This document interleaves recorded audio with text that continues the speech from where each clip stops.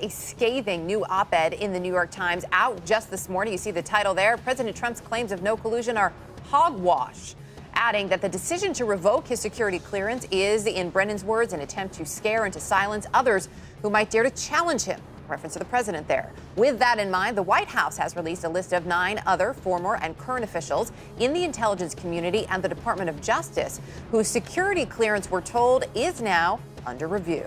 One of those people is James Clapper, the former director of national intelligence, current CNN national security analyst, and former Director Clapper joins us right now. Thank you so much for being with us. And we know more now about why the president revoked John Brennan's security clearance and why he is threatening to revoke yours. The president tells us through the Wall Street Journal, and he said these words out loud, it's because of your involvement at the beginning of the Russia investigation. This is what the president said, just to be crystal clear about this. He says, I call it the rigged witch hunt. It is a sham, and these people led it. He added, so I think it is something that had to be done. Something that had to be done because you were part of the team initially concerned about the Russian cyber attack on the U.S. election. Your response? Well, I find that this candid admission, very disturbing because, first of all, the 4 of us that were involved in putting together the intelligence community assessment, which we published on the 6th of January 2017, that is Jim Comey, John Brennan, and Admiral Mike Rogers, then the director of NSA, and myself. And what we focused on was the Russian meddling in our political process, which continues yet today, as has been affirmed by the current crop of IC and law enforcement leaders. And so I find it very disturbing that here we were in compliance with a request of the then President of the United States to put into one document our insight and knowledge of the profound threat that Russia posed to this country. And now apparently we're being punished for this. John already has been, and apparently the others of us that were involved in that. That is very disturbing. There was, just to be clear, nothing in that intelligence community assessment that said anything about collusion, and we did not draw on the dossier as a source for that report. Now, it's true that led to a sequence of events. It did serve as a catalyst for the Mueller investigation.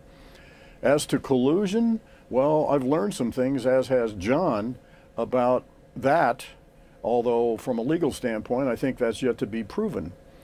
Certainly, the president's exhortation to the Russians on the 27th of July of 2016 to go find the missing 30,000 emails, which, as revealed in the latest indictment by Special Counsel Mueller against the 12 GRU officers, which reflects they complied with his request. After hours, that very day, they tried to find those emails. Now, I don't know the legal definition of collusion or not. Certainly the Trump Tower meeting reflected an intent to collude. And of course, why all these many meetings with Russian officials? That's why it's so important that the Mueller investigation be allowed, as John said in his op-ed, be allowed to continue and to finish without interference from anyone. We have to remove this cloud from this presidency and this country, and there is a dark cloud over us because of all this. I want to go into much further detail about several of the things you just said, but just to be clear, I see by the nature of how you're talking this morning that if it was the president's intent to intimidate you or silence you about your critique of some of his actions, that hasn't worked. Well, no. As Mike Hayden said last night, I don't think doing this is going to affect what we think, write, or say. All right, you brought up the president's statements during the campaign in 2016, where, again, out loud, and so much of this has been out loud from the campaign days to last night when he told the Wall Street Journal that he wants to revoke these security clearances because of the launch of the Russian investigation. In 2016, he called on the Russians to go find Hillary Clinton's emails. Just listen to that again. Russia, if you're listening, I hope you're able to find the 30,000 emails that are missing. So, just moments ago, former CIA Director John Brennan writes of that moment, such a public clarion call certainly makes one wonder what Mr. Trump privately encouraged his advisors to do and what they actually did to win an election. While I had deep insight into Russian activities during the 2016 election, I now am aware, thanks to the reporting of an open and free press, of many more of the highly suspicious dalliances of some American citizens with people affiliated with the Russian intelligence services. And he goes on to say the president's claims of no collusion are hogwash. Your assessment of what the former director said? Well, I think John raises good points, and he is expressing what I would call an informed opinion, which he is clearly entitled to do. I think in the end, though, there needs to be an official determination made about this, and that, I think, can only be done by the Mueller investigation. Based on what you have seen, whether you're willing to tell us what you saw while you were Director of National Intelligence or what you've seen from the public reporting since, do you agree with former Director Brennan that the president's claims of no collusion are hogwash? Well, I don't know that I'd use that word, but again, sort of in plain sight, things we've learned since we left the government, and we weren't aware of the Trump Tower meeting, and I wasn't aware, at least, of the Russian compliance with the candidate Trump's request of the 27th of July. So, you know, whether that's meets the definition of collusion, which in itself is not a legal proposition, but I think in the end, and John's his belief is that there was collusion, and the president's denials are hogwash, and John is entitled to that. He's been a very harsh and an open critic of the president. From my perspective, I think from a legal standpoint, whether there was a conspiracy here or not, that's not for me to say. I think that is up to the Mueller investigation. You called some of what former Director Brennan has said harsh. Do you believe, in terms of what you think, in your opinion, has it been too harsh? No, I'm not going to render a value judgment there. I mean, John is entitled to his perspective. I think philosophically we're probably in agreement. I might express things differently than John does or than Mike Hayden does, but I think in the end, the broad outlines here is our genuine concern about the threats to the institutions of this country. And that's what I think motivates all of us. We feel a duty and an obligation to speak up about this. Yep. We may express ourselves differently, but I think in the end, we're pretty much on the same page. Much of what you say and are asked to comment on deals in the realm of national security and intelligence. Former Director Brennan has branched out beyond that, and he was very critical of the president over the last few days for some of the comments that the president made that many people deem as flat-out racist. Former Director Brennan talked about the president calling Omarosa a dog, and the former director wrote, "It's astounding how often you fail to live up to minimum standards of decency, civility, and probity." Again, is it one thing to comment on issues dealing with national security, and should a former director of the CIA stay out of that other side of the discussion? Well, I think once you become my view is, and this is controversial, a lot of people don't agree with it, but I think once you are not in an official position, you're free to speak your mind. And that's one of the great, at least in the past, is one of the great strengths of this country. And I think there is such a thing as kind of loyal opposition here. I think we have great respect for the office of the presidency and great concerns about the current occupant.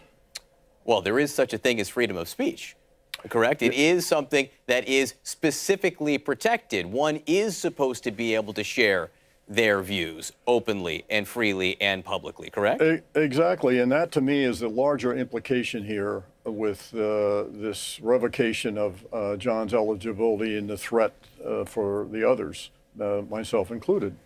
It's it has not to do with, our access to classified information. I haven't had any access to classified information since I left the government. The larger implication here is the jeopardy to our First Amendment rights, and by extension, others. And by the way, there's a very chilling message here to people in the intelligence community. If you tee up intelligence that the president doesn't like, you may risk losing your clearance and thereby your job. In fact, that's exactly what the president said to the Wall Street Journal. Again, I'm going to read this again.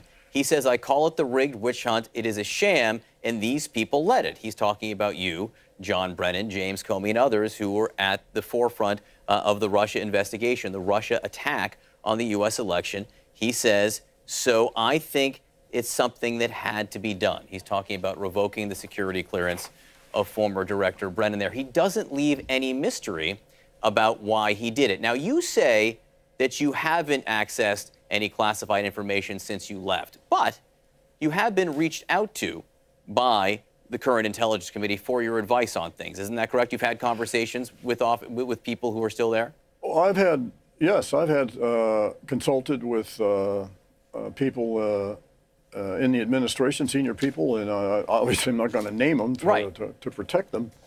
I don't, and what they're drawing on is not our access to current classified information. They're drawing on our history, on the corporate memory, as I did when I was in the government, and I consulted with prior DNIs, and I was an agency director twice for almost 9 years. I drew on the expertise of those who had preceded me. Sometimes I ask why they made certain decisions that they made. Now, that's useful. I don't know that it was ever crucial, and that's the case here. Useful sometimes could mean a lot. I mean, John Brennan, famously, he was in the room. He was in the Situation Room during the raid on the bin Laden compound where U.S. Navy SEALs killed Osama bin Laden. He was a key player in that. One could think of a situation perhaps dealing with al-Qaeda now, associates with bin Laden, where the intelligence community might want to tap into Brennan's knowledge of that. Update him on a current operation and say, hey, based on what you knew then, is there a connection here? Could you help us out? That's not inconceivable, is it? Well, that's quite possible, and I would just note that I was standing next to John, and that's that same iconic picture taken by Pete Souza. And, people want to draw on that experience and expertise they can. It's not essential and it's not crucial, but it can sometimes be very useful. What statement does it make that the president is taking this official action without suggesting in any way, and you didn't see it in Sarah Sanders' statement from the White House press room, you didn't see it in the document she produced, and you didn't even see it in the president's open admission about his justification to the Wall Street Journal? There's not a single accusation in any way that Brennan or the others on this list, any of you, have done anything wrong with classified information. Well, exactly, and I think Phil Mudd alluded to that in your previous segment, that that's typically why people's clearances are put in jeopardy if they mishandle or divulge classified information, and I don't think there's been any evidence of that presented at all. We haven't had access to it.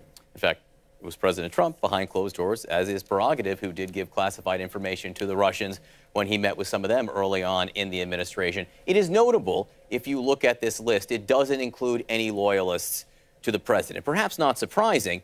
What is surprising is that his former national security advisor, Michael Flynn, who has pled guilty to lying to investigators and who made very political statements, not unlike some of the ones that have been made, probably much harsher, in fact, than the ones that have been made by most of the people on this list, he still has his security clearance. If John Brennan doesn't have a security clearance, should Michael Flynn? Well, I don't know. I actually don't know, John, what Mike Flynn's security clearance status is. So I don't know if he has one or not. I don't think he does. But all that, his omission from the list is simply proof positive, I think, of what this is really about. It's an enemies list to get at people that have been critical or who have taken actions that he didn't like, and that to me is a pretty chilling message.